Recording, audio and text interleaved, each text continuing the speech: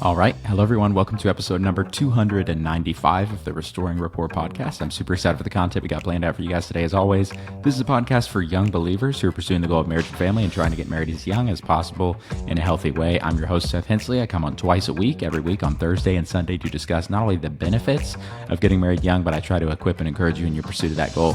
And today we're going to be going over a video by Matt and Abby entitled, Should Kids Have to Work in High School?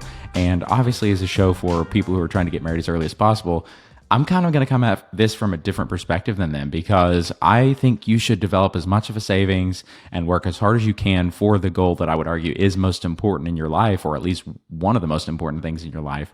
And so at the time. And so, I think you should work in high school, or at least have some means of bringing in money, or at least be trying to get a means of bringing in money while you're still in your young years. Because again, there's no time like the present, and every day that you postpone making money is a day that you're losing out on the profits you could have earned. So honestly, I think it's a great time. High school can be a great time to work. And again, I know there are complicated circumstances here, because if you're in school full time, then that means that you are, you've got to, there's a lot of work in school to do. And so adding a different, money making endeavor to that might be a bit of a challenge, but let's just see what they say. And then I'll give you my reactions to their clip. But guys, we are really coming up on 300 episodes here. It's been an absolutely wild ride. This show started in September of 2020. And so, 4 years, 300 episodes, that's a lot of content. It's been a lot of work. I'm really glad to have done it for you guys. It's a huge undertaking, a lot of time editing, a lot of time recording, a lot of time talking, a lot of time interviewing people, even writing at the beginning portion of the show. And so thank you guys for being here the whole time and listening the whole time. And hopefully it's generated an insane amount of value for you if you are my target audience. And again, if you're not my target audience, I don't really recommend this show to you, because it's probably not going to help you that much. So if you're not a young believer looking to get married soon, probably not going to help you that much to listen. So, but without further ado, let's see what Matt and Abby say, and hopefully I'll get their perspective on this. I think there's a way to teach your kids work ethic that's not them being an employee. Starting their own business of mowing lawns or something is totally different. Okay. There we go. Because I actually would prefer for my children, rather than like working as an employee at another business, I'll prefer for them to start their own, because then they have to work every single job. You have to wear every hat when you own the business, and it's a small business and you're the only one doing it.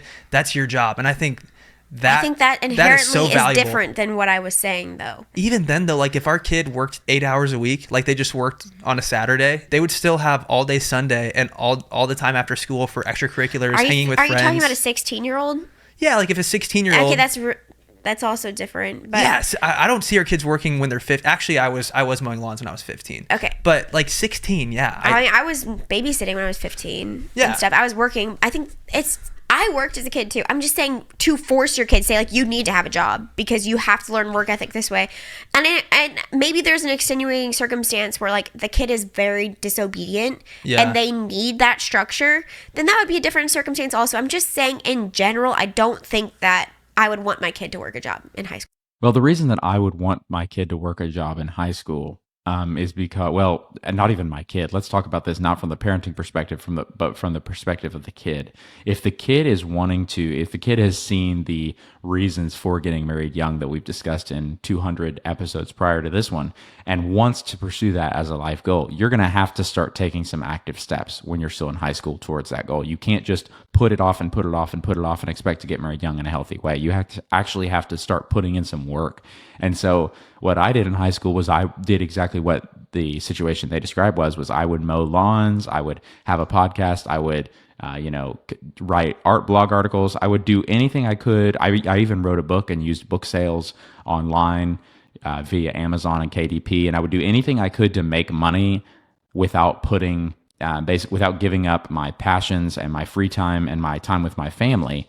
But you can still make money without doing those things, right? And so to kind of waste that opportunity, those especially young years where you have the passion, you have the gusto, you have the energy for these endeavors, I think is not a good idea, because again, not only are you wasting time that you could have been squirreling away cash for your future big purchases that you're going to have when you're getting married, but you're really just kind of pushing off the season at which it's going to be possible for you to get married. And again, if you are trying to do that, I don't think it's a good idea to postpone and postpone and postpone. There's no time like the present. Delayed gratification, yes, is a thing, but you need to start working for that now. Because if you don't, you'll find yourself in a situation where, holy cow, I want something and I'm in no position to get it.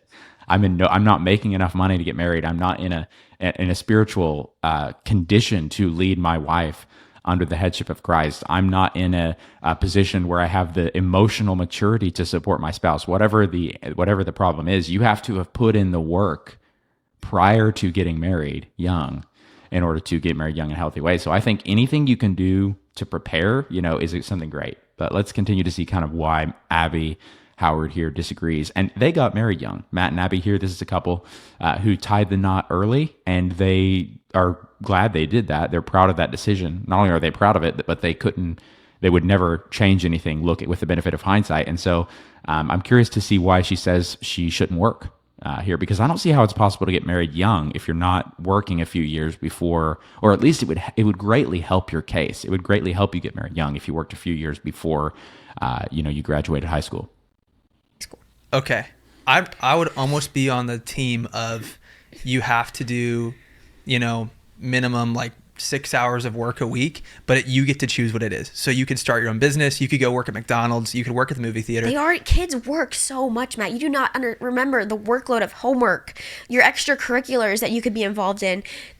They need to have some time. And I don't. Okay, here's extracurriculars are optional. You don't have to pursue those things, and you might the response to that might be, well, why would you not put your kids in extracurriculars? You're not giving the opportunity to pursue whatever passion. And I'd be like, okay. Yeah, but when I was in high school, I didn't want to pursue that. I wanted to get married young. And so that was my passion. And so by working when I'm in high school, I am pursuing my passion. That is my extracurricular. That's what I would say to that. Like, they don't have to have those. That's not something that you absolutely need for whatever reason. And really, if you have those, you're saying I value that more than, more time with my spouse, which I think there's no contest there. I would infinitely choose more time with Lainey instead of, having football or, fencing or karate or something. I would infinitely prefer having more time with my spouse. While yes, those things are fun, one of those, having more time with my wife, the person that I'm supposed to and been charged by God to love with more than anybody in the world, I think having more time with her is way more important to me than pursuing my, individual hobbies and interests.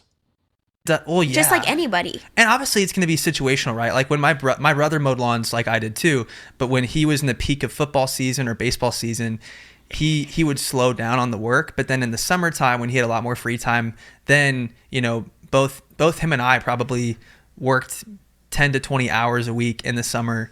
Especially when it got to be peak lawn mowing season. I worked full time in the summer. Yeah. But it was my choice. Well, that was once you were in college. You weren't working full time when you were in high school, did you? So I think Abby's reacting to the idea of a parent sort of forcing or making a rule or a boundary around, encouraging their children to work, whether they wanted to or not. And I'm not wading into that debate. I'm just talking about if it's beneficial here for children to work in the high school years for their future marriage if they're trying to get married young. And again, I think it definitely is. And that's what I did in college too, beyond high school. Like, I would work as much as I could in college. I usually worked 1 day a week or so at Chick-fil-A. I was going to school full time. I usually had 21 to 24 credit hours per semester. So that was that was a heavy workload for a college student, but I was still trying to work at least 1 day a week so that I could at least save some money and to try and get a savings for things like a car that you need to have before you get married, things like a security deposit on an apartment that you're going to need, or a home, you need to have a down payment, things like that. The more money you can save early, especially when you don't have bills, is really, really going to help you in the long run when you're getting married. Like now, Lainey and I probably spend like $2,000 a month just on cost of living stuff like rent, bills, utility, gas, food, stuff like that. Before, when I was living with my parents, I just paid insurance. I just paid my car insurance for Dad. So that was like $100 or like $30, $60 a month. So, I mean, compare $60 a month as your expense to $2,000. And that's the difference between how easy it is to save pre-marriage and how easy it is to save post-marriage. Like, it's much, much harder to save post-marriage, even if you have two incomes. And so I would just definitely recommend, if you can at all generate disposable or savable income when you have less to pay for, that is just nothing but a good idea. I think personally, and maybe Matt and Abby disagree here, but I think Matt's more on teamwork. But again, he's coming at this from the perspective of a provider.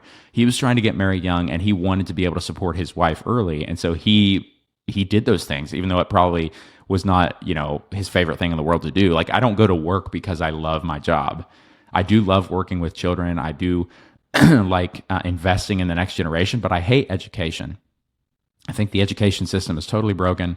I'm not a fan of it. I don't like teaching math. I don't like teaching reading. I don't like teaching those things. Fortunately, now I do have a social and emotional class this year, so I can teach skills that I think are more valuable to a child's life long term. But even then, though, it's not the education part that gets me up in the morning and going to work. It's not even the fact that I like investing in the next generation that gets me up and going to work. It's the fact that my wife needs to eat and have nice things, and I want to be the man to give that to her, right? Having a wife and a children and family is what gets men off of their butts and making something of themselves and working hard for a goal that is set before them. People endure their cross not for passion, but for the joy set before them. They don't endure it for comfort. They don't endure it because they like their job. They endure it because they have something that's worth it at home, right? I work because I love my wife and not because I love my job. And so, yeah, I don't know. I think that goal is something that can incentivize young men really well. And it's a goal that often young men don't have and are therefore not motivated to make anything of themselves and just sort of lay around playing video games on the couch all day because they don't have a goal that is sufficient to get them off of their rear end, Well, the summer right after high school. Yeah. Actually, no, the summer right after junior year, I did too. You watched kids full time? I've nannied full time. Yeah. So that's what I'm saying. Like, as someone that did that, and I think my kids should have that opportunity too, it just has to be child-driven, child-led. Like, I don't... 1,000%. Okay, but you just said I want to have the rule of mandatory 6 hours a week of work. Okay, and then I'm like, okay, now you're just doing the same thing that you were saying you didn't want to do, which is micromanage your kids. That's completely different. You see how it's... Okay. Wait, do you see how it's different, though? Because they choose what that is. That can be anything that they want. Okay. They could babysit. They could mow lawns. They could go work at McDonald's. I just think literally that, whatever I think that we're choice. talking about all these external things, whereas like I'm more so worried about developing in my kid work ethic. I honestly needed the opposite in my life. Like, my parents would tell me, like, don't keep doing your homework, go to bed. Like, don't finish this assignment. Yeah. And I think that, like, I'm just going to read my kids, be like, okay, are they struggling, like, a little bit with laziness or, like, things like that? Engage it. And I think that's also why my parents probably sometimes would bring me my stuff and not my brother his stuff, because they knew that was probably because he was choosing to not be proactive, whereas mine was an honest mistake. And I think that this whole conversation has to be understand, like, we have to view parenting through the lens of each individual child. I agree. Maybe the rule, right? Like, I want our kids to make the decisions for themselves on what they want to do. We have to have hard and fast rules as parents, but at the same time, I want them to, like, be steering the ship. I want them to decide if they want to play football or do ballet, whatever the heck they want to do. I want them to do that and love it, because that's, like, more important than anything. But I think when it comes to the mandatory things, I think maybe we make the house rules very minor. Like, maybe the rule is we expect that you work, 4 hours, like, it could even be 2 hours a week, but just I think making that an expectation to, like, it's important for me to do some sort of work so I can understand how money works. I can understand business. And again, I wish he would highlight, especially here, and he may go on to do this in the video. We still have a minute left or so, but I wish you would highlight here the benefit of saving while you have no bills. Because especially if you're trying to get married young, guys, again, which this couple did. So it's like, if you're trying to do that, there's really no other option. You don't want to push back the day at which you're starting to make money. I hope I've kind of emphasized that throughout the course of this episode, because it really is important, guys. You're going to make it so much easier on yourself in your season of getting married if you actually have some money. Like, if you're starting from scratch the second you want to do something, if you've done no prep whatsoever, financially, spiritually, emotionally, or otherwise, you're going to be in a situation that's a lot harder for you because you haven't put in the time, you haven't put in the reps, right? I think that's just common sense. And so I wish he would highlight that. I'm not approaching this from a parenting perspective. Again, I don't have children yet, and my audience doesn't have children yet either. So it's like, I'm talking to you directly. Like, do you think it's a good idea while you're a senior in high school, while you're a junior in high school, to have a money making endeavor? And I think the answer is absolutely yes. You want to start as early as possible on these things. If you look at the most successful people in any field, they will have undoubtedly put in an insane amount of work, an insane amount of reps, and probably started earlier and been doing this for a long time because they've become masters over the course of time, right? I would be a terrible and when I started, I was a terrible podcaster. Like, if you go back and listen to episode 1 of the show, it's okay, but it's not episode 280. It's not episode 300. Okay, I have 300 reps under my belt of how to do this, and I'm much better now than I was then. Same thing getting married. Like, if you want to have an easier financial life, if you want to have an easier financial situation, start early, man. I don't think there's a better option than that.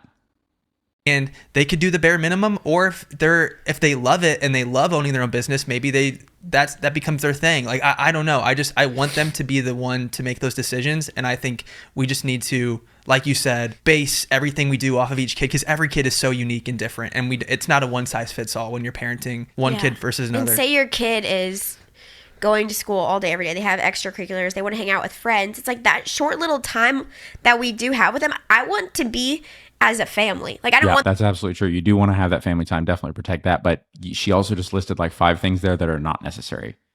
And really I think all 5 of those things are extracurriculars. Like, a lot of times what kids do is they want to do everything because they think everything is school. And so they bite off way more than they can chew. They're going to karate on Tuesdays. They have football practice like 4 days a week.